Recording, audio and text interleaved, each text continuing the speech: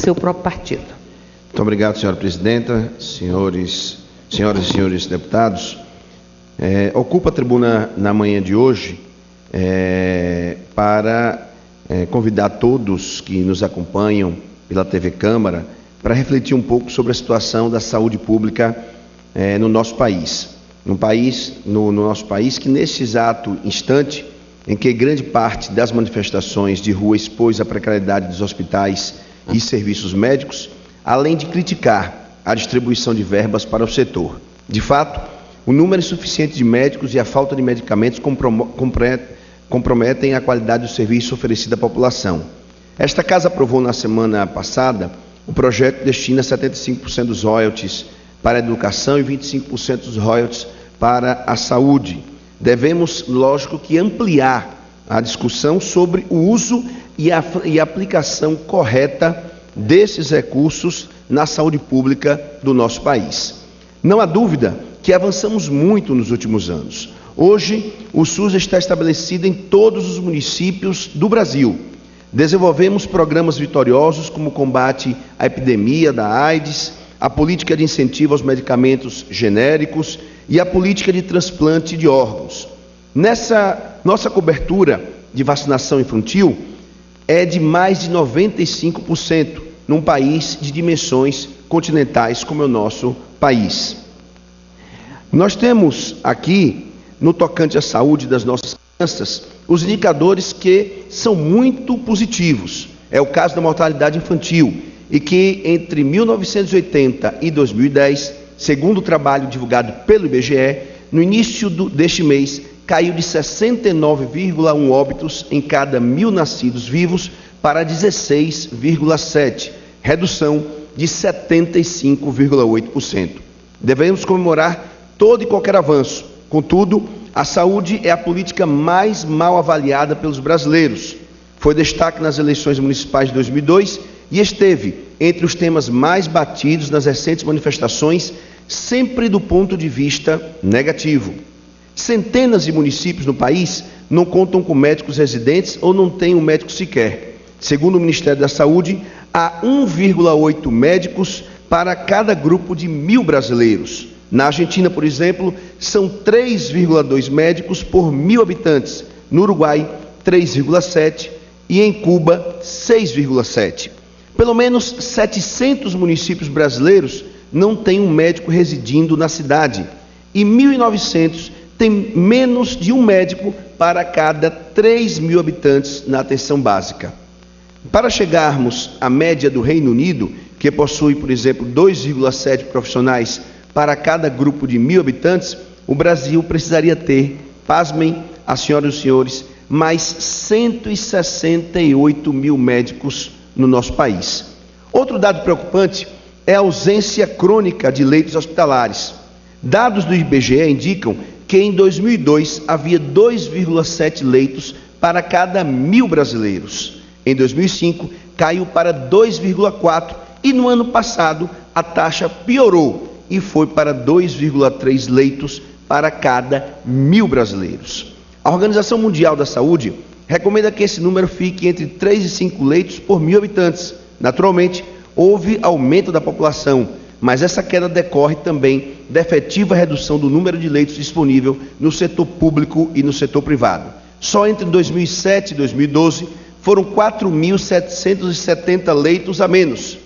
Apenas nos últimos 5 anos foram fechados 284 hospitais privados que faziam atendimento pelo SUS.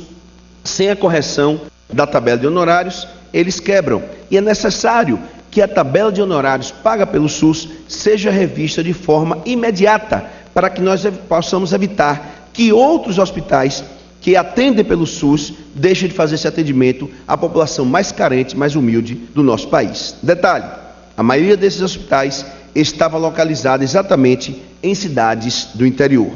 Em decorrência dessa falta de médicos e de hospitais do interior, as emergências de todas as capitais estão abarrotadas. Aliás, hospitais com maca no corredor virou cena comum, como é o caso do Hospital de Urgência no meu estado, no estado de Sergipe. Chegando ao Hospital de Urgência do estado de Sergipe, o que nós vamos nos deparar é com várias pessoas nas macas, no corredor, sem atendimento, pela falta de estrutura que infelizmente hoje passa a saúde no estado de Sergipe. É como eu tenho dito, a saúde no estado de Sergipe está mal, está na UTI e precisa urgentemente que o governo do estado reveja a política pública de saúde em Sergipe, porque vai de mal a pior. O cidadão mais pobre enfrenta extrema dificuldade para conseguir uma consulta especializada ou realizar uma cirurgia eletiva, porque o governo não conseguiu efetivar a interiorização dos médicos. Os profissionais de outras nações vão resolver o problema? Será que os médicos brasileiros seriam pessoas preguiçosas que não se interessam pela saúde do povo? A resposta é bastante simples: falta estrutura. Mesmo que se pague um salário justo e o médico esteja de plantão no hospital ou no posto de saúde, nada poderá fazer se faltam equipamentos e até medicamentos como um simples soro.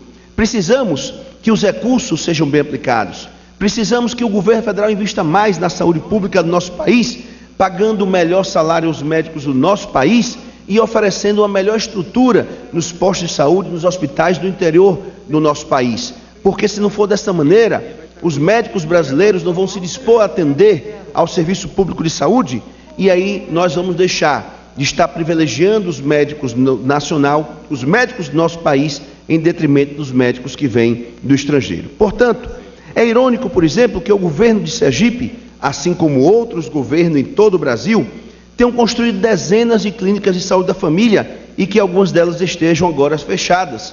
No estado de Sergipe, chegando no interior, nós encontramos lá grandes obras, que são as clínicas de saúde da família, verdadeiros elefantes, lá à disposição da população, elefantes enormes, de pernas vermelhas, porque todas são pintadas de vermelho, que são as cores do governo do estado lá de Sergipe, mas o governo dá um presente de grego aos prefeitos, constrói a clínica de saúde, deixa lá aquele monstro, mas não oferece a condição mensalmente, através do repasse dos recursos, para que as prefeituras possam manter essas clínicas funcionando e atendendo bem a população 24 horas, como não é a finalidade das clínicas de saúde da família. A obra custa algo em torno de R$1 milhão, de uma clínica toda pronta e equipada.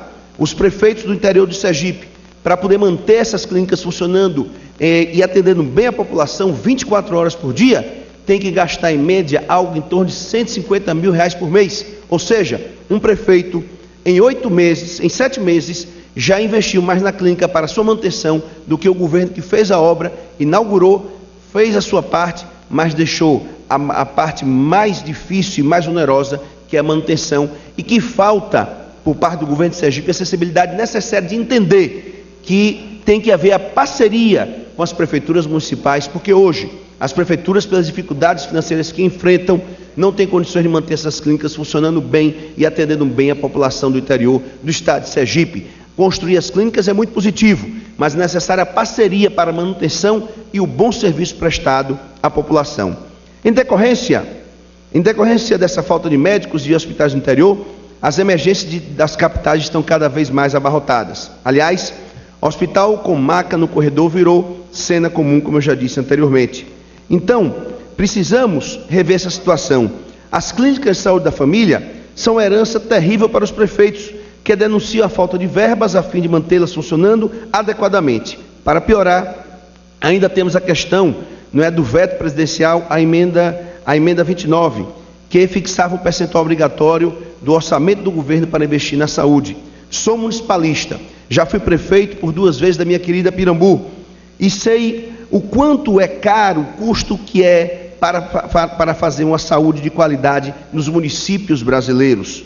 Então, precisamos, por exemplo, que do mesmo jeito que os governos dos estados têm a obrigatoriedade de investir no mínimo 12% do que arrecada na saúde, que os governos municipais têm que investir no mínimo 10%, têm que investir no mínimo 15% do que arrecada na saúde, que o governo também, ao invés de ter vetado a emenda 29, e aí fica aqui o recado para a presidência da República que retire o veto da emenda 29, para que o governo possa investir também no mínimo 10% do que arrecada na saúde. Uma pesquisa encomendada pela Confederação Nacional dos Municípios, a CNM, comprovou que até 2000 o governo federal repassava aos municípios os percentuais mínimos estabelecidos pela Constituição. No caso dos estados, o mínimo constitucional foi cumprido somente até 2003.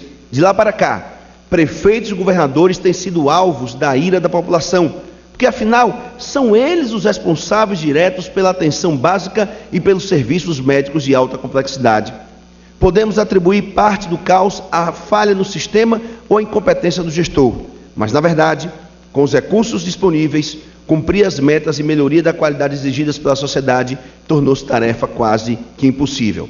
Talvez fosse o caso de avaliarmos e avançarmos mais na discussão da reforma tributária e urgentemente iniciarmos a discussão aqui mais uma vez do Pacto Federativo para promover as mudanças constitucionais que garantam aos estados e municípios recursos à altura das imensas demandas impostas na atualidade pela sociedade. Implantar e implementar um sistema universal de saúde que funcione de verdade é uma audaciosa e, eu tenho certeza, tentativa que nós deveríamos fazer. O SUS é estudado por especialistas de vários países, justamente por causa de suas peculiaridades, tão nossas como nós temos que enfrentar. Realizar este desafio numa nação de quase 200 milhões de habitantes requer que os agentes políticos e a cidadania estabeleçam que saúde é política prioritária. Prioridade significa recursos suficientes para um funcionamento adequado. Essa prioridade não foi estabelecida, infelizmente. Voltamos, assim, ao início deste meu discurso, quando disse que o projeto que destina 75% dos royalties do petróleo, do pré-sal, para a educação e 25% para a saúde, deveria ter sua discussão ampliada. Devemos indicar onde e como esses recursos devem ser usados e criar mecanismos que possibilitem fiscalizar com rigor a sua completa aplicação. Devemos ainda lutar, volto a repetir aqui, pela questão da derrubada da emenda, a derrubada do veto à emenda 29. Como já disse aqui, os governos dos estados têm a obrigatoriedade de investir no mínimo 12% do que é arrecado na saúde. Os governos municipais, 15%.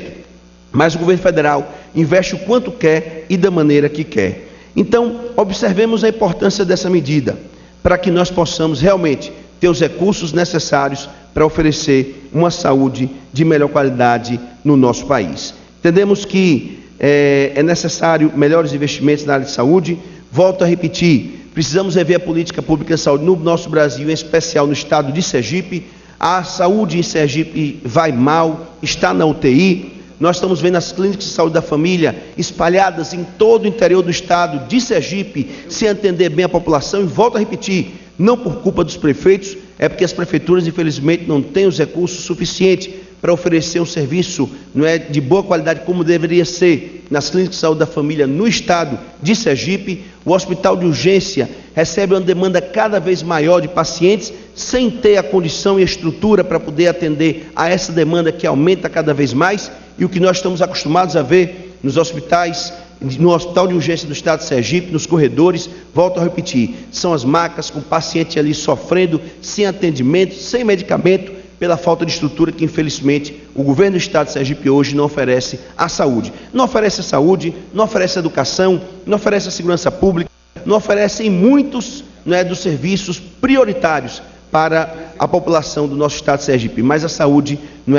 é um caso à parte, porque lida com vidas humanas, e a saúde de Sergipe, volto a repetir, está muito mal, vai de mal a pior. Senhora Presidente, só pedir que o nosso discurso fique registrado nos anais da Casa e que seja amplamente divulgado pelos órgãos de comunicação deste Parlamento.